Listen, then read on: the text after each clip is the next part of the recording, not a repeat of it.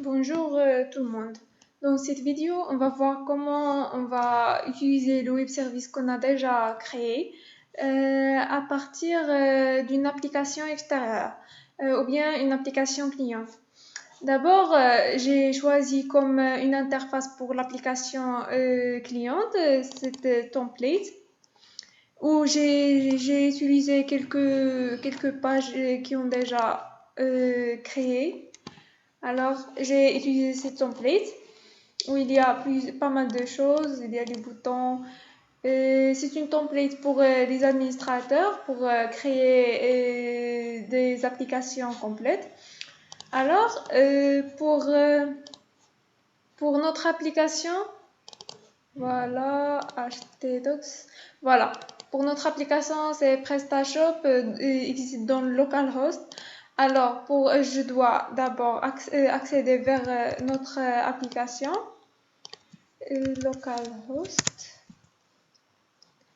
slash PrestaShop slash le nom d'administrateur.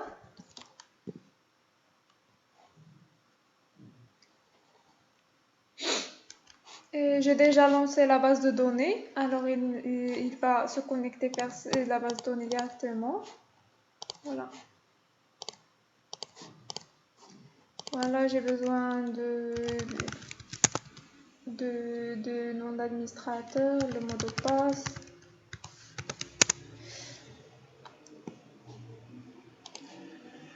Alors, hors de la création ou bien du codage de l'application cliente, puisque j'ai déjà créé l'application, voilà, app client, j'ai déjà fait tout. J'étais obligée d'accéder aux quelques ressources. Par exemple, j'allais maintenant vers Web Service pour que je vous montre les ressources que j'ai déjà utilisées. Je clique sur le web service qu'on a déjà créé. Puis voilà, j'ai activé quelques ressources comme les ressources des employés, les messages des clients, les groupes, soit par exemple les groupes, c'est-à-dire clients, visiteurs ou administrateurs et tout. Puis il y a les manufacturers, les suppliers aussi. J'ai accepté les suppliers. Voilà, j'ai accepté les fournisseurs. Alors j'ai accepté pas mal des ressources pour que notre application ça marche très bien. Alors je ferme ça. Et pour l'application client, alors on va accéder vers notre application par localhost. Je l'ai nommé app client. Alors voilà, app client. Et voilà, l'application va montrer quelques informations dans le dashboard. Ma boutique est nommée Instat Shops. Par exemple, dans la page dashboard, j'ai affiché quelques informations principales, comme les informations principales, comme le nombre des employés, le nombre des clients qui ont inscrit dans notre application, le nombre des visiteurs, le nombre des groupes qu'on a dans notre application, aussi les manufacturers, les fournisseurs, combien on a dans le stock, le nombre des boutiques qu'on a déjà créées dans l'application et pas mal de choses comme aussi les ordres, combien des ordres on a dans notre application, le nombre des produits et tout. D'abord, comme une première étape, j'ai choisi d'abord d'afficher premièrement tous les clients. Voilà, on n'a pas d'un client ici. On peut l'ajouter. On peut l'ajouter ici pour faire un test rapide. Alors,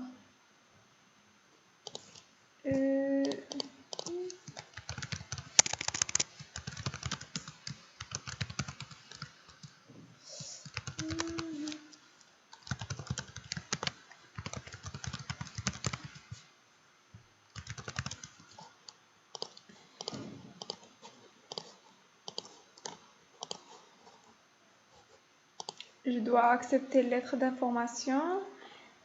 Pour les groupes, je suis un client. Voilà, enregistré. Alors, le client a été créé. Je refresh la page. Et voilà, le client a été créé, a été bien créé. Alors, pour l'instant, nous sommes dans l'affichage de tous les clients. Quand je clique sur détail, j'obtiens les informations pour cette client, ou bien ce client. On a aussi la possibilité d'ajouter un client, update un client. Par exemple, si on veut faire une mise à jour, on peut juste, par exemple, modifier la date de naissance.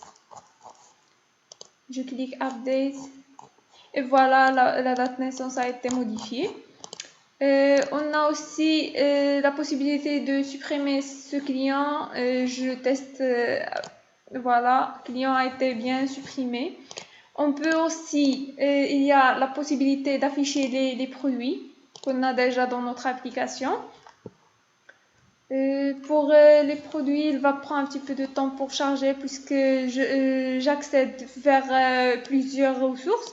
Par exemple, pour chaque produit, j'affiche le manufacturer, le fournisseur et le prix pour chaque produit. Pour obtenir les détails pour ce produit-là, je clique sur détails et voilà les différentes informations pour ce produit. Il y a aussi la possibilité d'ajouter un produit. Voilà, on peut créer un produit ici en remplissant toutes les informations nécessaires. Aussi, on a la possibilité de la mise à jour. Voilà, on peut modifier les produits comme on a démontré pour les clients. Et aussi, on peut supprimer les produits. Par exemple, on supprime le produit 4, voilà, et successfully deleted. On peut afficher la liste encore une fois, et voilà, on obtient par le produit numéro 4 a été bien supprimé. Alors, pour la partie code, voilà, on peut ouvrir ça.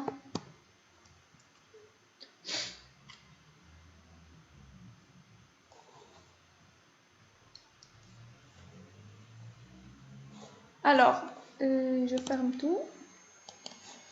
Pour la partie code, j'ai inséré les dossiers de style et de JavaScript et les images qui ont déjà prédéfinies dans la template.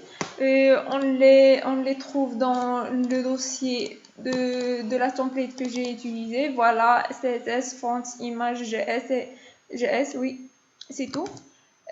Puis, comme la page d'index ou dashboard, j'ai utilisé l'interface. Alors, j'ai utilisé l'interface, la page index.html. J'ai modifié pas mal de choses. J'ai supprimé tout ça et j'ai ajouté quelques trucs. Pour l'intégration de web service, alors on a besoin d'abord de définir le mode debug. J'ai défini le mode debug comme false pour qu'il ne soit pas généré des erreurs. Puis j'ai défini le chemin de notre boutique, c'est localhost/PrestaShop. Et j'ai défini la clé de web service qu'on a déjà créé. Alors la clé, c'est la clé qui a été générée automatiquement par le web service. Voilà cette clé, c'est la même que celle-ci. Et ensuite, j'ai intégré le fichier de la librairie de PrestaShop Web Service. Ce fichier-là, voilà. Ce fichier-là, si vous avez des problèmes avec ce fichier, on peut d'abord le télécharger à partir juste de l'internet.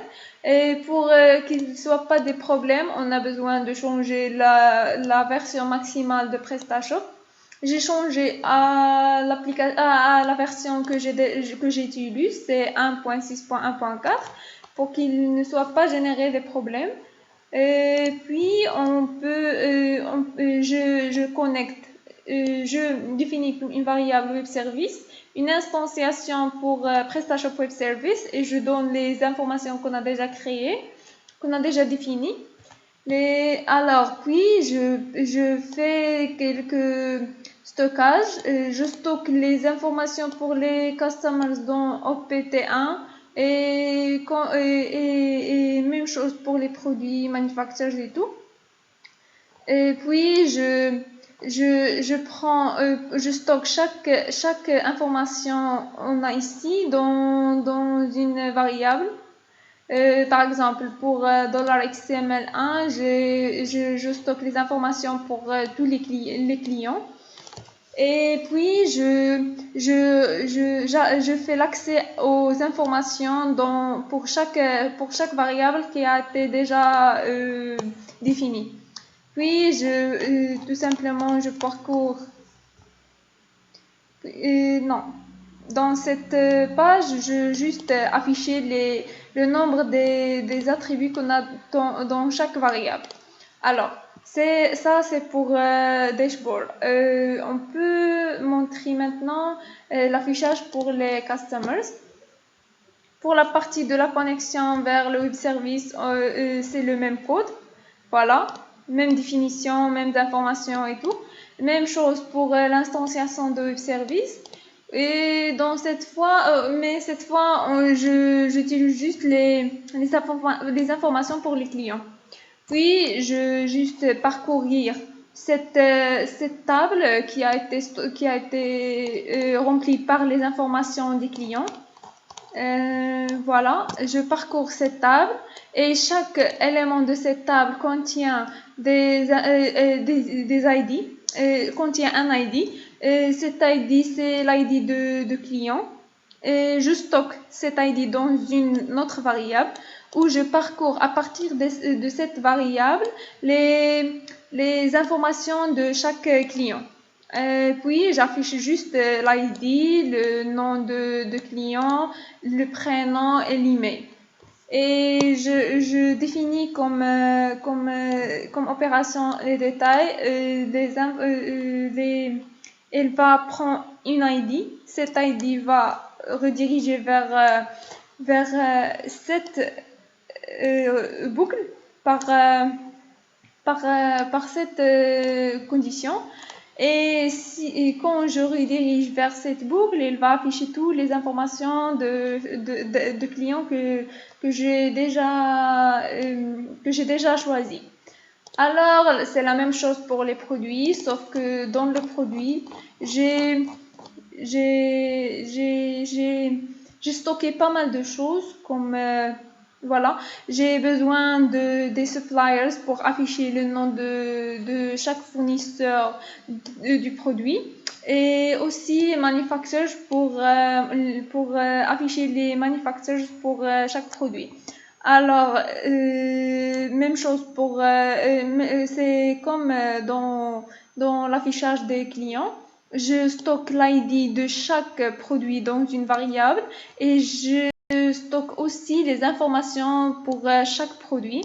Puis, pour chaque produit, je prends l'ID de manufacturer et le stocke dans une autre variable, puis parcourir les informations, stocker les informations pour ce manufacturer de ce produit, puis même chose pour les fournisseurs. Et enfin, j'affiche l'ID de chaque produit, le nom de chaque manufacturer, c'est R2, puis le nom de chaque fournisseur ou supplier, c'est R3. Et le prix pour chaque produit, c'est R. Et voilà, c'est tout. J'ai fait la même chose pour les autres. Je dois partager ce code avec vous si vous voulez le télécharger. Et merci pour votre attention.